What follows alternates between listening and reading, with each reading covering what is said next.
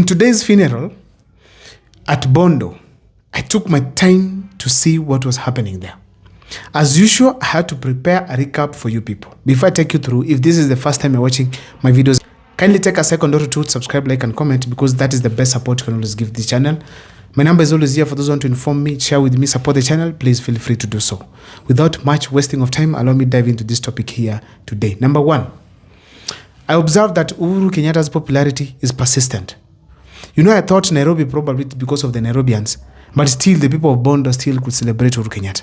And I think now people of ODM need to rethink. Why is it that Uhuru Kenyatta is being celebrated? They need to sit back and watch. What is this that Uhuru Kenyatta did right, William Ruto has not done? Because honestly, William Ruto does not receive the same reception Uhuru Kenyatta receives. And considering the efforts that William Ruto is making, giving Raila a state funeral, praising Baba right on the left and center, giving a story on how he supported Baba, why is it that he's not getting the reception yet? I think there's something that needs to be fixed. So I think they need to ask Uhuru Kenyatta, what's the secret? So Uhuru Kenyatta, I thought at first at Nyayo Stadium, it was a mistake. Or maybe it was just a way to mock William Ruto. Or maybe there were other people from Mount Kenya who were in that stadium. But now, even the people of Bondo, where 99% were all Luos, still celebrated Uhuru Muigai Kenyatta. That means there's something. Uhuru Kenyatta's popularity was persistent. Number two, there's a lot of fear about the ODM survival.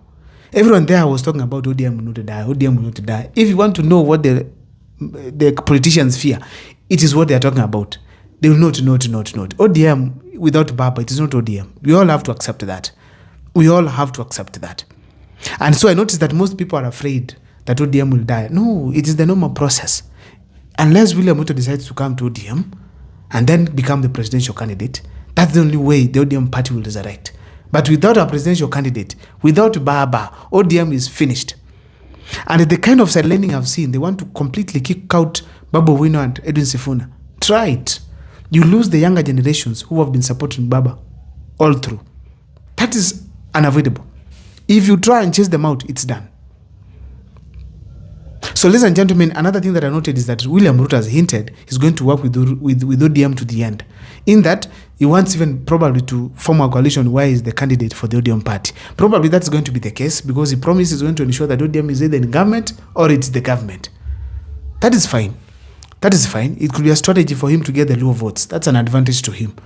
But if he doesn't, then the Luo votes are likely to go either to Kalonzo or even Matiang'i if he becomes the presidential candidate. That is going to happen. Ladies and gentlemen, another thing I noticed is that Babu Owino still is a threat. Babu Owino is a threat. They had to ensure that they does not even expose him. Even the cameras this time around, they did not capture Babu Owino where he was seated.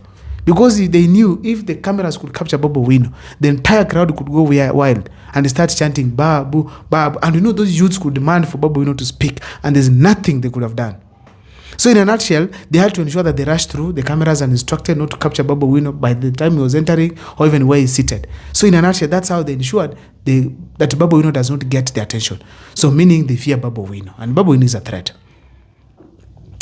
Another thing, ladies and gentlemen, I noted here, it is Edwin Sifuna. Edwin Sifuna, probably as we speak today, he has something that the people of Luo Nyanza like. What is it that people are celebrating Edwin Sifuna, regardless of going against the broad-based government? What is this that he has? I think the ODM team needs to sit down and rethink. Why am I saying so? Because Edwin Sifuna today was highly cheered, and his speech was very calm and sober. He told the people, let's stop talking as leaders. ODM, we are in government. ODM, we want to do this broad-based government. Stop talking as leaders. Sit back and listen to the people. And the people were happy about it. So in a nutshell, I want to say this. I feel that the thinking of the people is not that one of the leadership. And probably the opinion of Edwin Sifuna, it is what the people want. So in a nutshell, the ODM people needs to listen to the people. If not, Edwin Sifuna and Babu Owino are going to merge, form a very nice party, or even finish ODM. Or form ODM too. Simple as clear. So that's one of the things that I noted. Indeed, there is a big problem in ODM party if they're not careful. Ladies and gentlemen, the sister of Raila Odinga, Ruto Odinga, spoke. And when she was speaking, I felt like there's something that is not right. She said a statement here that those who think that ODM is theirs, no. Now, from a statement, you can tell that probably there are people trying to own the party who are in the party right now. The likes of Gladys Wanga. And I'm suspecting that the people they are telling. Because who has been behaving like they own the party? It's Gladys Wang. So that's a big warning. It's going to not to be easy. And I'm thinking that probably Ruto Odinga might side with Babu Owino. That's the best way they can be able to survive in Luo Nyanza. Because the youth are with Babu Owino. We have to agree on that. Another thing I noticed is this, is the culture that is in Luo Nyanza. When I saw those wazees come speak, I felt nice, oh God. Yeah? They sing, then say, Joey, Joey, Joey, Joey. That was really beautiful. I mean, when you at least recognize your culture, you appreciate it, it's important because it builds respect within a society. And that was the best thing that I saw there. In fact, the culture was good. Singing, was they being given a chance to give statements. The only problem I noted, all of them are fearing that the laws might shift from broad-based government. They are not there. They are not there. I noted it. They are not there still. Because if they were in broad-based government, Uhuru Kenyatta could not have been celebrated that way. So because they are not there, that's why Uhuru Kenyatta was celebrated. I want to take it to the bank. So even Wazees was speaking on broad-based government, support broad-based government. The problem people are forgetting here, the broad-based government is simply protecting tenders and protecting jobs. Someone like Mbadi wants to be the cabinet secretary for finance. Someone like Opi Wandai doesn't want to lose his job. He's not an MP. Someone like Joe, where do you want me to go without a job? Because he's not an expert of any field. So if you want to tell him to say something else, then it can't work. So they have to cry to William Ruto to be in charge, support them, and give them the favors they need. There's a reshuffle will come and you will see some of these things change. Ladies and gentlemen, another thing that I noted is this. Raila Amolo Odinga was a spirit. And you cannot really understand what he was up to. I was asking and listening to someone this morning who was saying that Raila Amolo Odinga is called Agwambo, and Agwambo means you cannot understand. Like, it's someone whom you cannot understand. Something you don't understand the way it happens. And it's true. Is thinking everything, most people don't get it. Even me, I think there's some that I did not get what they meant. Ladies and gentlemen, I also noted Kalonzo Musyoka was present. And there's something I noted. Kalonzo Musyoka automatically now becomes the opposition leader in this country, the top. Because he was able to go to that funeral, regardless of being accused of burying Baba before he dies. You remember they were accused with Gachagua? That was the case. Until Gachagua had to retaliate. So the fact remains that Kalonzo Musyoka's courage to go to that funeral, that was amazing. And he was the only one who was given chance from the opposition side. Being given chance. And he was the one who recognized Martha Karua and even Fred Matiang'i. A clear indication that that guy already has taken to be the first within the equals.